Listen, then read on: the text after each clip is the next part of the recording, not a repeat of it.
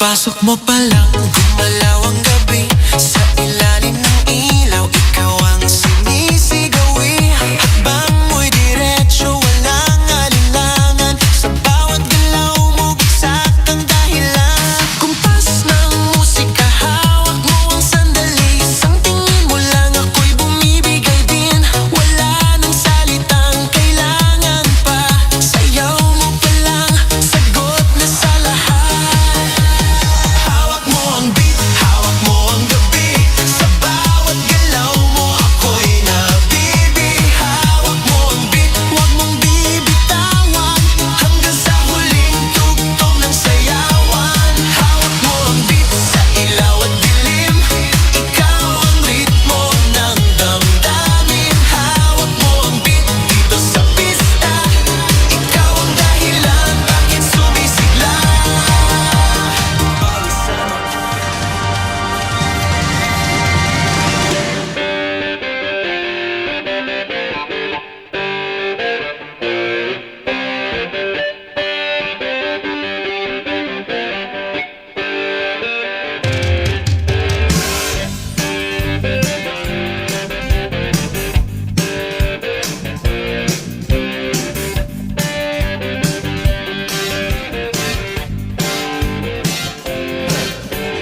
Look at that yo-yos, that's the way you do it. You play the guitar on the MTV. That ain't working, that's the way you do it. Money for nothing and your chicks for free. Now that ain't working, that's the way you do it. Let me tell you, damn guys ain't dumb. Maybe get a blister on your little finger. Maybe get a blister on your thumb. We got to install microwave ovens, custom kitchen deliveries. We got to move these refrigerators. We got to move these color TVs.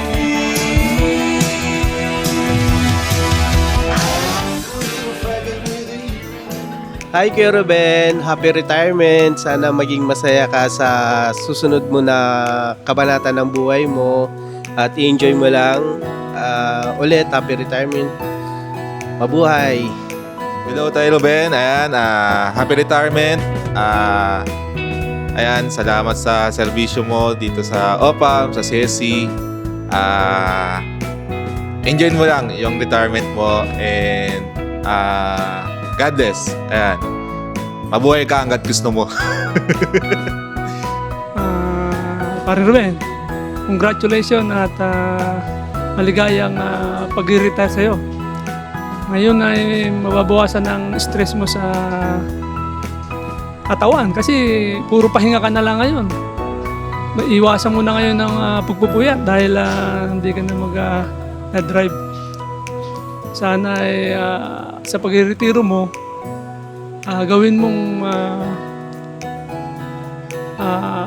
masagana pa rin ang iyong buhay at iyong kalusugan. Lagi kang mag-exercise. Huwag yung puro inom. Ha? Iwasan mo na yung painom. Kailangan exercise na kasi may edad na tayo. Hindi na tayo pa bata. At sana pag-ingatan mo yung kung ano man ang makukuha mong pera sa iyong retirement. Pag-ingatan mo at pagyabungin. Sana kung ano mang business ang iyong itatayo ay maging successful. Okay? Kung kailangan mo naman ng suporta namin, dito lang kami lahat, ang mga driver, nandito lang, sa gilid-gilid lang, isang sigaw mo lang, pagbukas ng bintana mo, andyan na kami. Okay? Thank you at muli ay maligayang pag-retire pare at congratulations. Hi Kuya Ruben, congratulations on your retirement. You work hard so many years. Now it's your time to enjoy every moment you deserve. Thank you Kuya Ruben. Hello Kuya Ruben, congrats sa iyong retirement. Salamat sa iyong serbisyo. Hi Tay Ruben! Congratulations sa retirement. And mamimiss namin ang iyong pinakbet na hindi tinipid pero tinamad. Kasi bobo pa yung hiwa. Mamimiss namin ang iyong pangungulit sa overtime. Pero overall, ingat ka, good health, and see you around. Kapatid, happy birthday. Sa tagal mong nanilbihan dito sa civil service, meron kayong 32 years na binuno. At sana yung inyong ginawang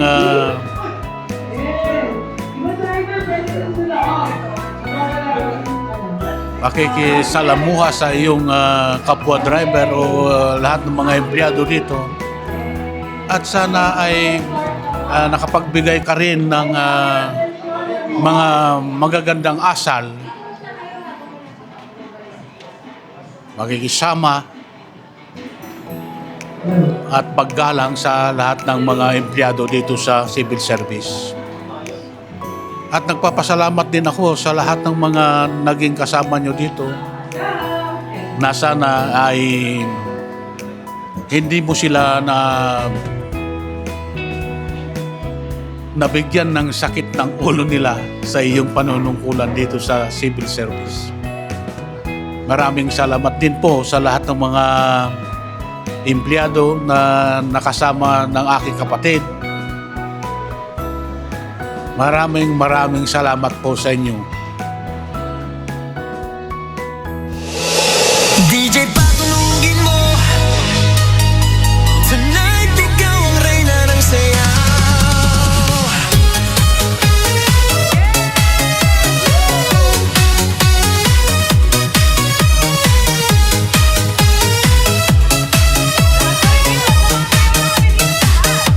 Pagpasok mo pa lang, gumalaw ang gabi.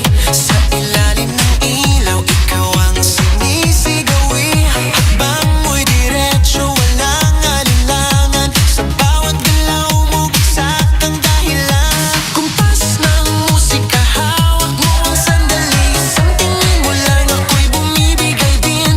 Wala nang salitang kailangan pa. Sayaw mo pa lang, sagot na sa lahat. Hawak mo ang beat, hawak mo ang gabi. Sa bawat galaw mo, ako'y nabibi. Hawak mo ang beat, huwag mong bibitawan. Hanggang sa huling tugtog ng sayawan. Hawak mo ang beat, sa ilaw at dilim. Ikaw ang ritmo ng damdamin. Hawak mo ang beat, dito sa pista. Ikaw ang dahilan, bakit sumisigla.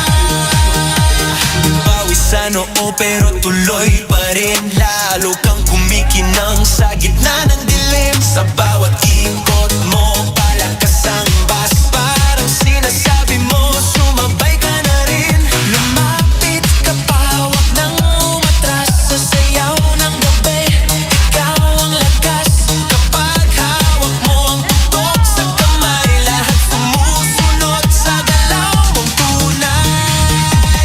Hawak mo ang beat, hawak mo ang gabi. Sa bawat galaw mo, ako'y nabibi. Hawak mo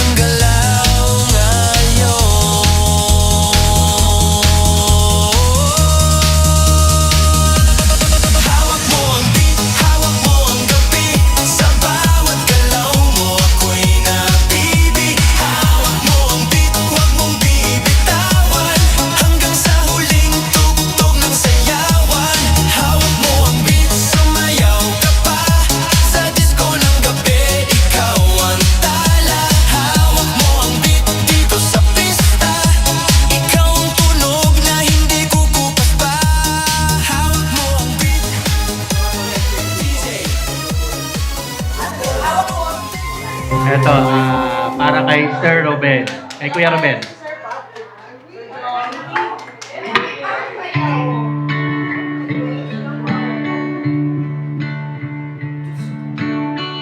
And now the end is near, and so I face the final curtain. My friend, I stayed here. I state my case. Paborito mo rin yan eh. In which I'm certain I've lived a life that's true. I travel each and every highway and more, much more than this. I didn't my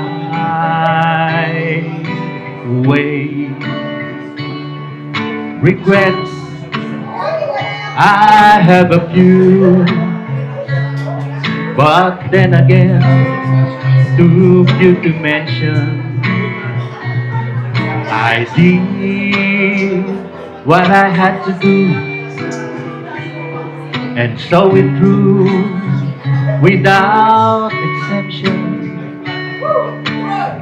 I planned each charted course, each careful step along the byway, and more, much more than this, I didn't my way. Yes, there were times, sabayan niyo po ako kung alam niyo, I should knew when I beat off more than I could chew. But through it all, when there was doubt, I let it up and spit it out. I faced it all, and I stood tall and did it my way. Alam na alam ni Sir Sam to eh. I love and cry. My share of losing, Sir. And now the years subside, I find it all so amusing to think I did all that, and may I say, not in a shy way, and more. Oh no, not me. I did it my way. For what is a man? What has he got? If not himself, then he has not to say the things he truly feels, and not the word of one who kneels. The record shows I took the blows and did it my way. Happy retirement, sir. Enjoy your retirement. Okay. So, Sir Ruben, pwede ba dito ka muna sa harap? Meron din kasing gustong magbigay sa'yo ng mensahe, pasasalamat. Narito po ang kanyang Division Chief ng GSD. Palakpakan natin lahat, si Ma'am Ting. Kuya Ruben, totoo na. Congratulations sa iyong retirement. Kilala natin si Kuya Ruben nung una ko siyang nakilala, Ruben, tsaka Yupri. So, nung una naguguluhan ako, mag-isang tao lang ba yun? Isang tao lang pala. May ano yun, kuya, diba? May kwento. Kung bakit naging Ruben tsaka Yupri. So, kuya, maraming salamat. In behalf of si Yasin ng GSC and OPA, maraming salamat sa iyong debosyon, sa iyong commitment sa pagtatrabaho sa Civil Service Commission. Isa po siya sa mga naaasahan kong driver na lalo na kapag emergency na nangangailangan kahit anong oras, gabi, umaga, madaling araw. Yan. So ngayon kuya, i-enjoy mo na yung iyong retirement. Enjoy mo na yung family mo, yung hobbies mo. Ano ba yung hobbies ni Kuya Ruben? Magtanim. Ayan. Ayun. So, once again, maraming salamat. Isang masigabong palakpakan po para kay Kuya Ruben. Thank you. Congratulations, Sir Ruben! Namimiss namin ikaw.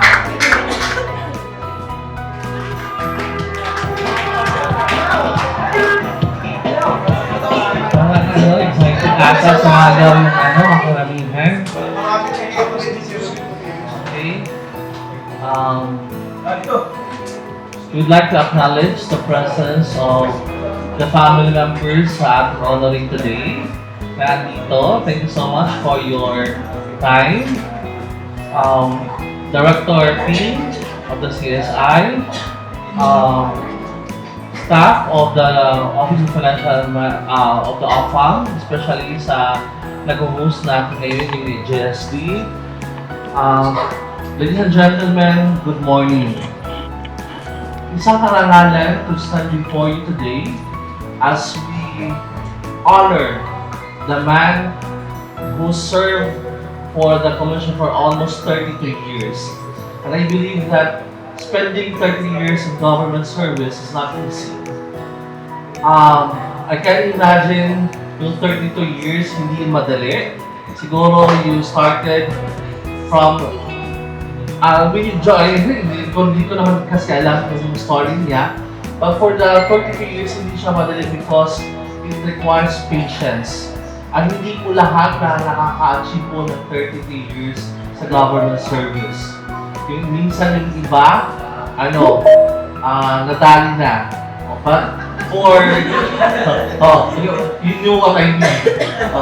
But for Kuya Ruben, it's really a blessing on his part, especially na 33 years spending for the government, especially here at the Civil Service Commission, is really a blessing.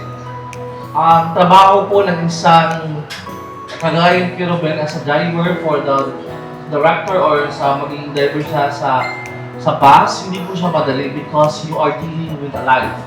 No? Imagine kung hindi matino yung driver tapos nagagalit siya sa director niya, di ba? Can you imagine that one? So ano mangyayari sa director or official? Or else, kapag nagda-drive siya ng boss, lalo naman maraming kriyado, sometimes people will only recognize those officials, no, sa organization, but we have to recognize more those who are supporting the operation, especially drivers and mga utilities, because out of their presence, we can really say that they have their contribution for the organization. And I think this is the right time for us to pay tribute to the man who served the commission for that period of time, 33 years. And we're also thankful to the family for extending the life of Kuya Ruben to us, no, na despite siguro sa ups and downs, minsan hindi naman perfect yung life natin dito, especially with a public servant. But what is important is our ability to bounce back. Yung kahit pagod ka na, kahit galit na galit ka sa director mo kasi nabubuisit ka na. Nabubuisit ka sa director mo kasi super strict ta. But what is important there is ikaw, you accepted that reality. It's part of how we go. That's part of how we associate ourselves to others. Na minsan gusto mo lang bumigay, pero hindi ka bumigay. Because you have that ability to bounce back. Resilient. Kaya no matter na gusto mo lang bumigay, pero hindi mo kaya bumigay because you have a lot of things to do, especially for your family. And alam ko na sa buhay ni Ruben, he worked so hard because of his family. Tama po ba? No? Family naman po talaga yung inspiration natin.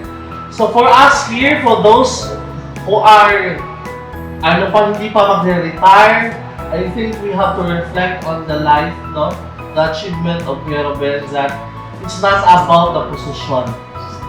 It's not about how the status of yours, of you are, or the status that you have in the organization.